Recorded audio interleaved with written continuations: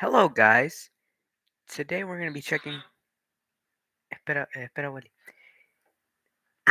Today we're going to be checking out my first death battle that I saw 5 years ago. But now let's see if it still holds up today. So the first death battle I ever saw was actually Ben 10 versus Green Lantern, which everybody hates. I don't know why. Yeah, it was a controversial ending, but I don't think that the ending should, like, who wins should decide how good a death battle really is. So now we're gonna check it out. My voice is a little messed up because I'm a little bit sick, so sorry. Let's go.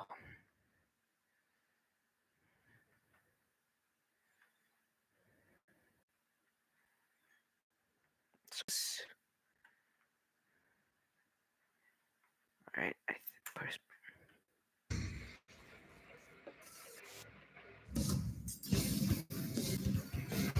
For years, humans have gazed at the stars, contemplating the possibilities of first contact with an alien race.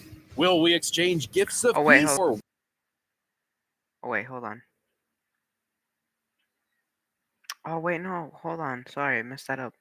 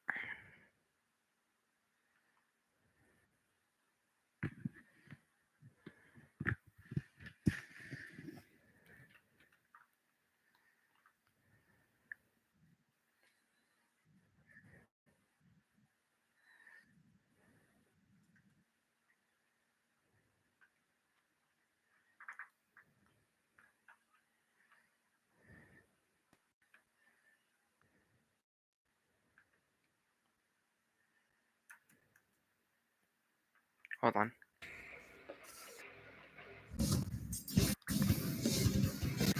For years, humans have gazed at the stars, contemplating the possibilities of first contact with an alien race. Will we exchange gifts of peace or weapons of war? Weapons. Definitely weapons. Like these ones. Ben 10, protector of Earth and wielder of the Omnitrix. And the Green Lantern, galactic lawman and bearer of the Power Ring.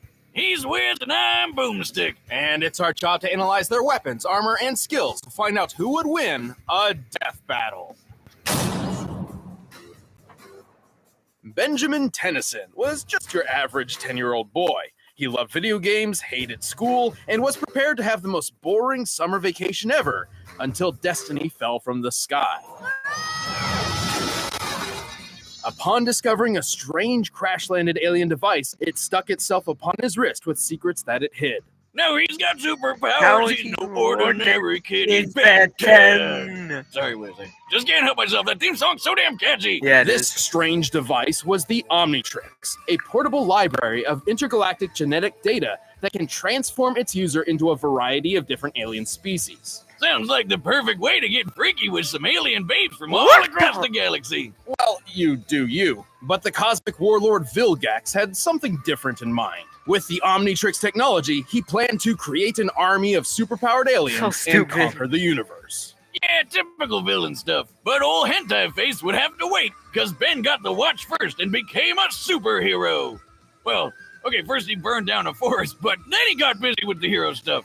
The Omnitrix contains a built-in radio, universal translator, distress signal, a self-defense pulse blast against anyone trying to force it off Ben's wrist, and, as a bonus, it can tell time. And whenever Ben comes across a new alien he'd like to cosplay, it can scan their DNA so he can add them to his transformation collection. And he's got a ton to choose from. He's got alien forms that can control the elements like lightning, water, ice, earth, and fire with his very first transformation ever, Heat Blast, along with some just beautiful fire puns.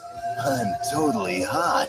You gotta respect the classics. As forearms, he's strong enough to create shockwaves with mere punches. As Accelerate, he can run fast enough to dodge lightning. As Diamond Head, he can survive massive explosions like they were nothing. But if you prefer brains over brawn like myself, he can increase his intelligence with alien forms like Brainstorm, who has an IQ of 1 nonillion. That's a 1 followed by 30 zeros, and more than 3 octillion times greater than the highest recorded IQ in history. He can fly as Jet Ray, duplicate himself with Ditto, and eat his I don't feelings remember away too as much of this Upchuck. episode, that's Whiz, why. that's really not a healthy way to handle issues. You know, you're right, Boomstick. Yeah, he should really just stick to alcohol.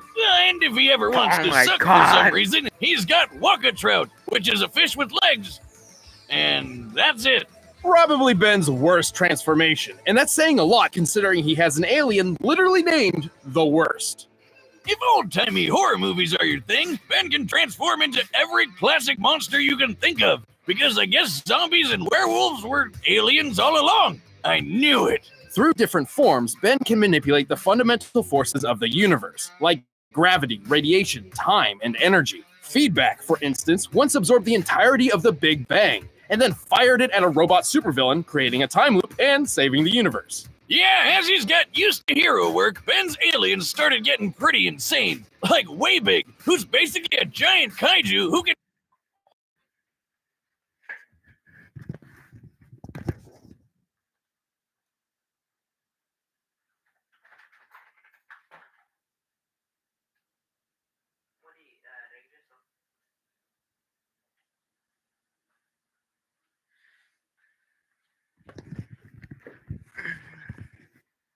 Sorry?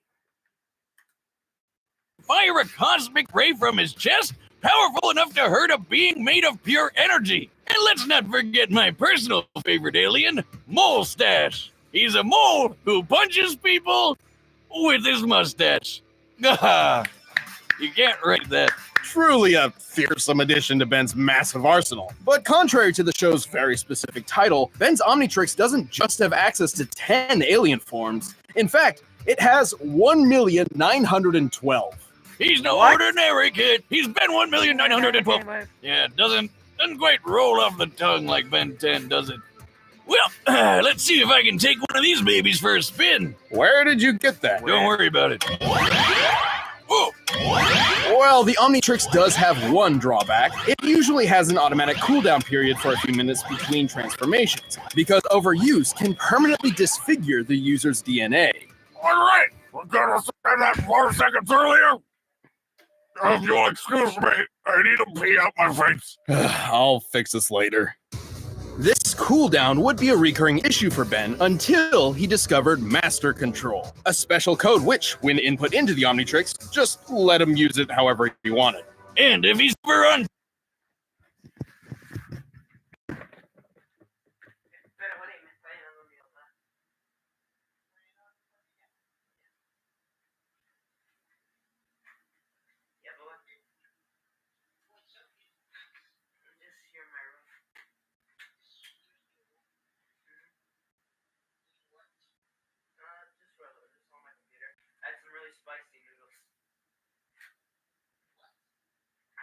Spicy noodles, I couldn't even finish them. Look.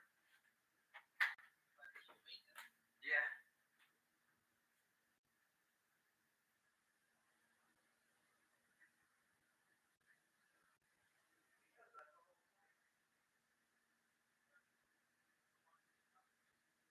No, I'm fine. It's just I'm a little bit sick, so I just decided to make myself something spicy.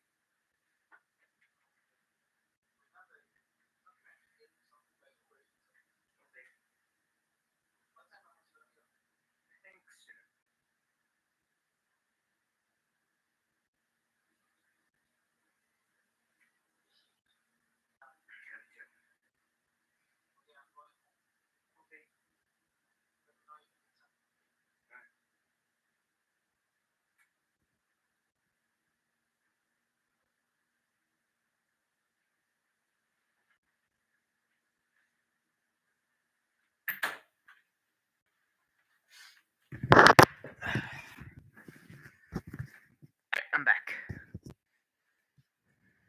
Death's door. The watch will automatically pop him into whatever alien body it thinks he needs at the time to survive whatever's happening. And there's one form that's almost always the best answer. Alien X. Born in the forge of creation beyond the multiverse itself, Alien X is a celestial sapient, the most powerful species in the universe. He's basically a cosmic god who can punch planets to bits, fly faster than light, duplicate himself, control minds, use telekinesis, reverse time, warp reality, and even just straight up erase people from existence. It takes a lot to get their attention, and that's fine. We don't want it. Why not? They could just blink, and we'd be gone. Alien X is so tough, he survived the destruction of the entire universe by the Annihilard and didn't feel a thing. Like, his durability was so through the roof, he didn't even realize total cosmic annihilation was happening right on top of him. Based on rough estimates made by a NASA astrophysicist, the total mass energy of the universe in joules is 4, Well, that doesn't seem very impressive. followed by 69 zeros. Oh, there it is. And to top it off, Ben as Alien X went and just remade an entirely new universe identical to the old one. First of all, how the hell? Second, since he just made a copy universe, that technically means that all those characters we watched through the whole show are still dead. Damn, dude! Throw somebody a bone or something. However, celestial sapiens are composed of multiple personalities, and if they can't unanimously agree on what action to take, which can take billions of years, all that power is basically useless. But Ben convinced his extra personalities that that's really goddamn stupid and he should have full control all the time, so it doesn't matter. Why doesn't he just go full Alien X all the time? Well, a little variety doesn't hurt, right? Plus, even without his alien forms, Ben is pretty clever and has a knack for getting himself out of trouble, even when things get really weird. And he's saved the universe more times than he can count. He's defeated Vilgax when he had the power of a Cthulhu god, ended the hybrid conspiracy, and whooped another celestial sapient, the Galactic Gladiator, by flying so fast he created a galaxy-sized black hole. We can tell from the size of the black hole in relation to the galaxies in the background, as well as how long it took to create, that Alien X must have been flying approximately 7 quadrillion times faster than light speed. I get it, Wiz.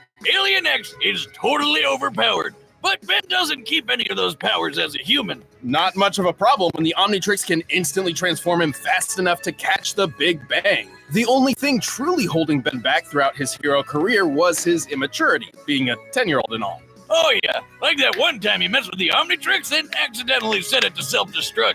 After charging up for a few days, it would destroy the whole universe on its own. So that's not great. Fortunately, Ben grew into a reliable and wildly successful hero by the time he reached the age of 16.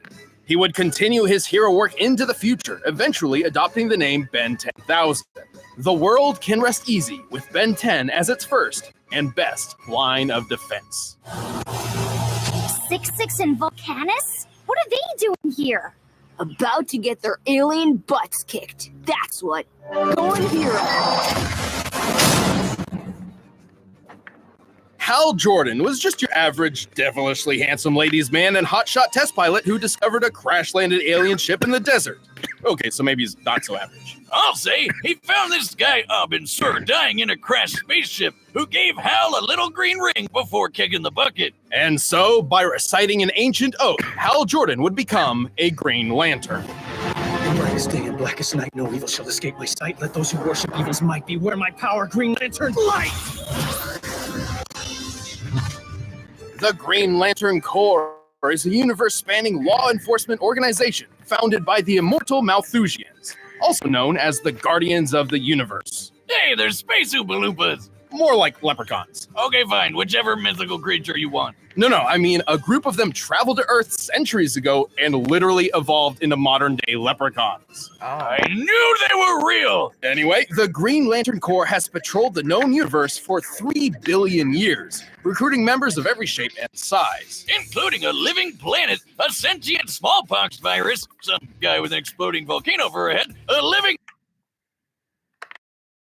You write, your tone influences how readers respond. With Grammarly, just highlight your text and type how you want. Math equation and a squirrel. Man, even after all these years, Wiz, comics are weird. Imagine what it felt like for Hal when he began training on the Guardian homeworld Oa. Over time, he grew to be one of the Corps' greatest members and defender of the universe. Just with that ring of his, it might look tiny, but if Mjolnir, Yoda, and years of therapy have taught me anything, it isn't the size that counts. It's what you do with it. Right. The Green Lantern Power Ring is actually one of the most impressive weapons ever made. It's most well known for its ability to create hardened light constructs that function identically to what they're inspired by. Anything from boxing gloves to machine guns to an entire solar system. While a ring's wielder must be familiar with the object they're creating, they don't necessarily need to know all the ins and outs for it to function. The ring's energy can boost Hal's strength and speed, and also protect him with a force field. He can shoot lasers, phase through objects, turn invisible, read minds, heal wounds, and fly through space faster than light. The only true limit to a Power Ring's utility is its user's imagination, insofar as allowing the Green Lanterns to bend the rules of the universe to their whims. They can transmute matter and energy, manipulate time, form pocket dimensions, and warp the fabric of reality. And even though Abin Sur went out like a bitch, the ring makes a competent Green Lantern really tough to kill. It has built-in defenses to protect against mind control, and it can sometimes yank its owner out of harm's way all on its own. It can even defend against multiversal erasure events, like when Kilowog survived the Crisis on Infinite Earths. That's right, this guy tanked a freaking retcon to the face. Whatever's in these rings, I want it in my Dune Buggy stat. That would be pure, unfiltered willpower. Yeah, how many miles to the gallon you think that is? Okay, well, Green Lantern's ability stems from their own willpower. The stronger their will is, the more their ring can do. So if willpower is green, does that make fear brown? Yellow, actually, as dictated by the emotional electromagnetic spectrum, an energy field from which all emotion in the universe is derived. Kinda like if the Force from Star Wars was a rainbow of feelings, and Hal's got more willpower busting out than anybody else, which makes him really damn powerful, and really damn reckless. Green Lantern's got this. I remember that scene. His enormous power has led to his possession by Parallax, an entity of fear, and caused entire planets to fall. But it's been said that knowing true fear made Hal's will even stronger than before. Like when he went up against this blue dickweed Krona, who took control of all these space animal gods that embodied the different rainbow spectrum emotions. Including Ion, the green basking shark of willpower. Yes, I know. Hal was able to overturn Krona's plan, which meant overpowering the literal embodiment of all willpower in the universe with his own willpower. That sounds, impressive? Impossible? Impressible?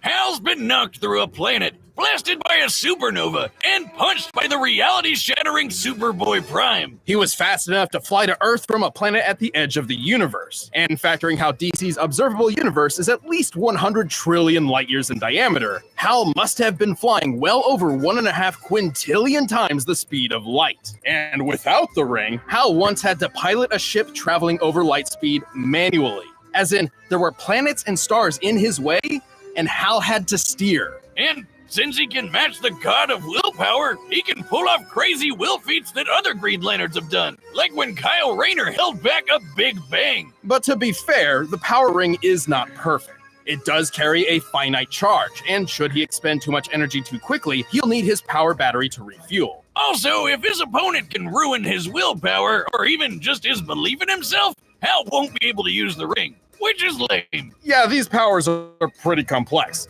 Batman once had a plan to trick Kyle into thinking he was blind, and because he believed he was, the ring reacted to his thoughts and actually made him blind. But Hal's too badass to let a little sadness take him out for good. Hell, he's got the cojones to arrest God. But Wiz, I gotta address the yellow elephant in the room. Why the hell are Green Lanterns weak to yellow? Ages ago, yes, the Green Lanterns couldn't affect anything yellow because Parallax had messed with their power source, but that is no longer the case, so Hal isn't held back by colors. And really, that's not even the worst weakness a Green Lantern ever had. Oh yeah, way back in the day, a Green Lantern went rogue and tried to take over a planet of people with crude wooden weapons. And so as a great little FU, the gods decided to make him weak to wood right before the blows started landing. Ah, good thing it's not a problem for Hal. Whether it be brightest day or blackest night, all should respect the emerald light of the Green Lantern. Or he'll willpower you to death, apparently. Give up? Please say no. You'll never catch me, Lantern. Bang.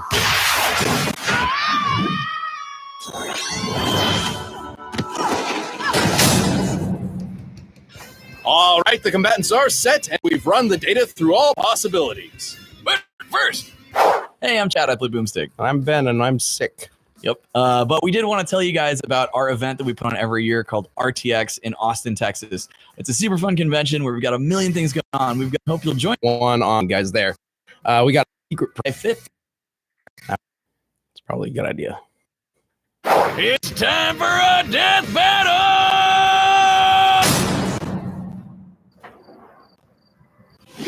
Alright, here we are in the battle.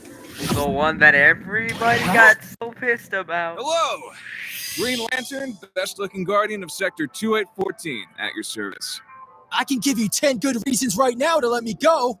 Sorry, kid. Seems you're carrying a Class A galactic superweapon. I'll just take this.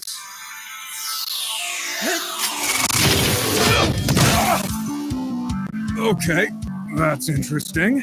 You're not the first doofus to try to take this. It's hero time!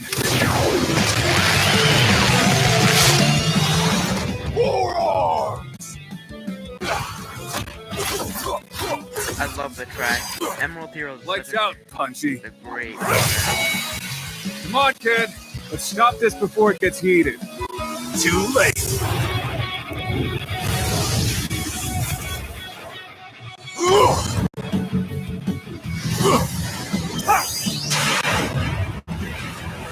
Hey, you ever seen a supernova? Several, actually. Several, actually.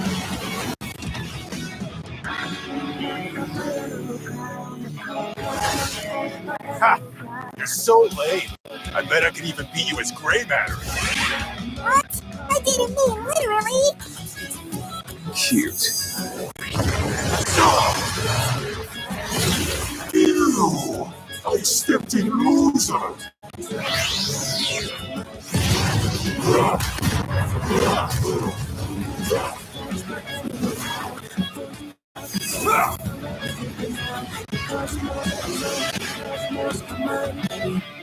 Yawn.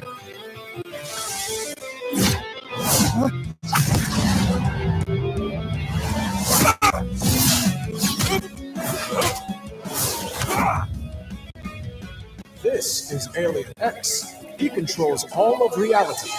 This is over. I don't care what kind of power you got.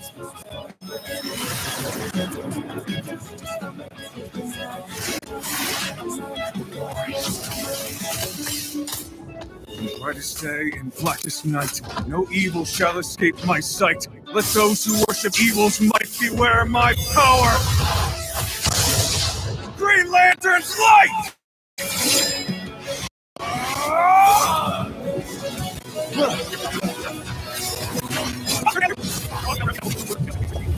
I don't care what kind of power. Reality includes time. Time, huh? Thanks for the tip.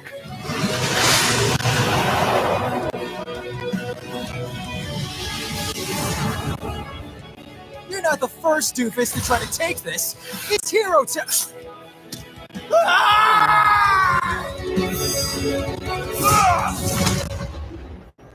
Ew, I stepped in loser. Really? You're just that fine of killing a 10-year-old? Just ew, I stepped in loser. Don't ask. That's what you just say about killing a 10-year-old? KO! Well, that's another minor on our board of death. Yeah. Ben's absurd versatility and ingenuity put up a stellar fight, but Hal had the tools and skills he needed to ensure a victory. While the Omnitrix's millions of aliens is just nuts, he can only ever use one at a time, while Hal always has access to all of his powers. Even with the flexibility of master control, this meant Ben was always playing catch-up. Not a great position to be in considering Green Lantern's might. Ben's Diamond Head form was tough, sure, but he wasn't surviving a planet exploding in his face. Accelerate was wicked fast, but not fast enough to cross the universe in an hour. And Waybig was really strong, but he didn't hit as hard as a supernova. Hal simply outclassed all of Ben's options, except for one. Yeah, how the hell did Hal beat Alien X? That thing is basically omnipotent. Well, not exactly. Celestial Sapiens are extremely powerful, but they can be beaten in battle and have failed in the past. Like the time Alien X recreated the universe. He only did that because he couldn't stop it from being destroyed in the first place. Alien X could definitely match a lot of Hal's power, but Hal had defenses against all of X's. Mind control? The ring protects Hal's head. Mess with That doesn't, even if he couldn't stop the universe from getting destroyed, he still recreated a whole universe. That doesn't change anything just because he didn't stop it the first time from being destroyed. That doesn't mean, oh, okay, well, that's such a stupid argument. Nowadays I do think that Green Lantern would win, but that was a really stupid argument that they said. With time, Hal can do that too. Trying to wipe him from existence? Please, Green Lanterns can survive an entire universe being erased. Likewise, Alien X has never shown any defenses against the same kinds of things that Hal could replicate, like mind control, transmutation, and time manipulation. Ben and his alien forms put up a great fight, and Alien X is easily one of the most powerful combatants we've ever seen on Death Battle. However, Hal had the speed, versatility, and literal willpower necessary to claim his victory. Guess you could say Hal was definitely the ringer for this fight. Oh, Wiz, don't be green with envy. That pun was 10 out of 10. Shut the hell up. The winner is Green Lantern. What? I'm Sam, What he's after Luis. this? Neither I of us are Wizard forgot. Moonstick, but don't go anywhere just yet because we're about to announce the next matchup. And if you want the battle music, you can click the download link below. Oh, yeah, that's Weiss. Yeah, Weiss versus Mitsuru. Yeah, I remember that.